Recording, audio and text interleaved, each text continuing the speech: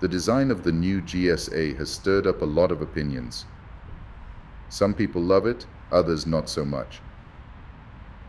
Personally, I think it's a bit on the ugly side, but there are definitely those who find it stunning. Honestly, seeing the bike in person, I have to admit it looks way better than in photos. That being said, design is highly subjective, so let me know in the comments, do you think this is a beautiful bike, or is it a bit of an eyesore? But what really matters is how it rides.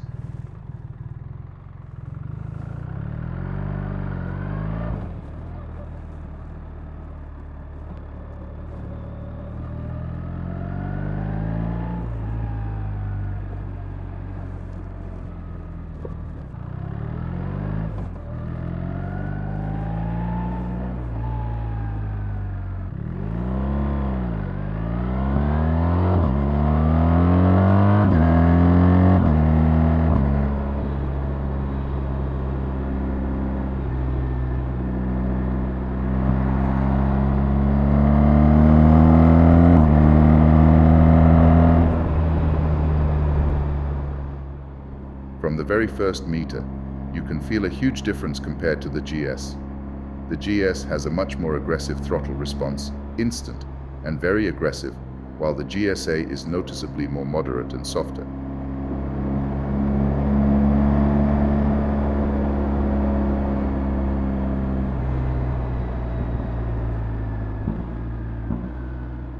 Also, the difference in elasticity between the 1300 GS and the 1250 is barely noticeable, while on the GSA it's quite noticeable, especially at lower RPMs, for example, in 6th gear at 2000 RPM.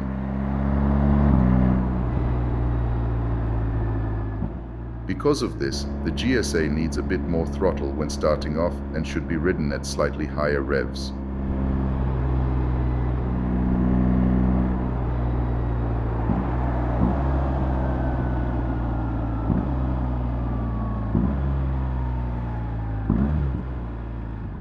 Now, the fuel tank is pretty wide, which does make you spread your legs a bit more.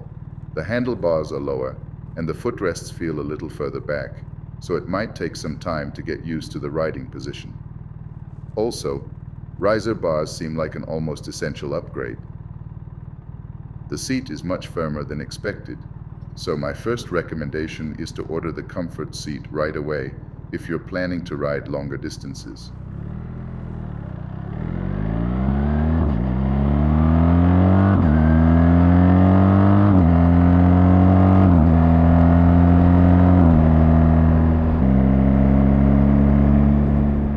The suspension is fantastic. Really, it's superb. However, the GSA isn't as nimble and agile as the GS. It's more comparable to the 1250, but with far more suspension adjustability. The weight of the bike is noticeable when lifting or maneuvering at low speeds, but once you get moving, all that weight disappears. The bike leans into corners easily and stays on its line effortlessly. Changing direction from one corner to another is smooth and fast without much effort on the handlebars. As for the brakes, they are excellent, very responsive, with a strong bite and easy modulation of braking power. When it comes to wind protection, this is where the GSA really shines. It has the best wind protection of any bike I've ridden. With the windshield at its highest position, even at 200 kilometers per hour, the ride is incredibly calm. No wind noise, no turbulence. It's honestly perfect. On the lowest position, the entire helmet is in the airflow, which makes the ventilation inside helmet work flawlessly. You'll hear the wind, but there's no turbulence. It is ideal for city riding or hot weather.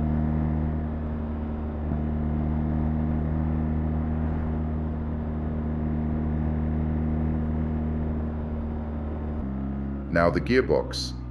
It's not as smooth as it could be, and there's a lot of whining and other weird noises coming from it. Strange thing, on the GS, the gearbox is pretty stiff, and you need to apply quite a bit of pressure to change gears. But on the GSA, even though it has the same gearbox, it feels much softer. Maybe Gearbox will improve once the bike is fully broken in, but I don't think so.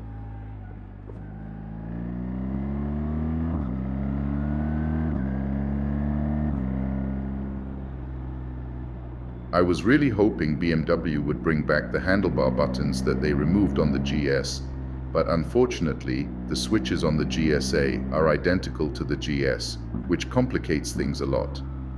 Navigating through the menu and changing settings becomes unnecessarily difficult.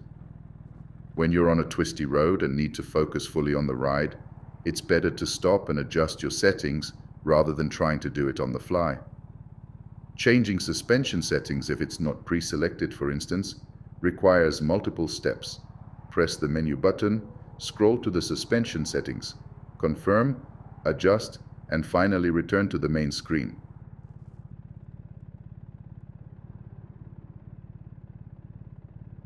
On the 1250 GS, you could do all this with a simple double tap of the suspension button in a second, without even taking your eyes off the road.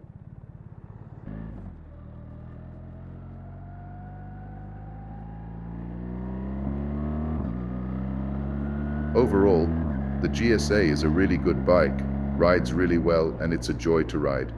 But for me, somehow, it's missing that wow factor that would make me want to buy it.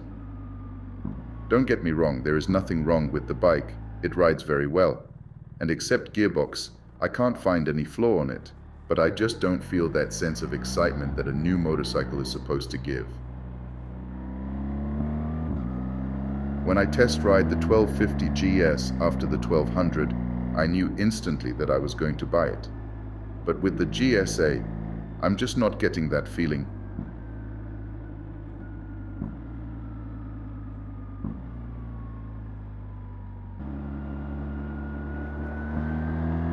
All the new tech features, like radar and adaptive ride, don't mean much to me personally.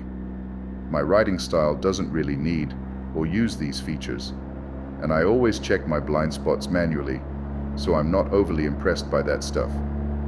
I am aware that many people will comment that it is an important piece of equipment and that it improves safety, and they will be absolutely right if they ride in a way or conditions where that equipment is useful to them.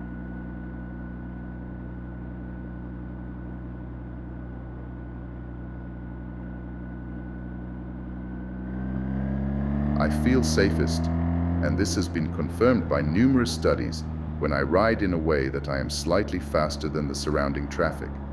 And in that style of riding, a radar is completely useless.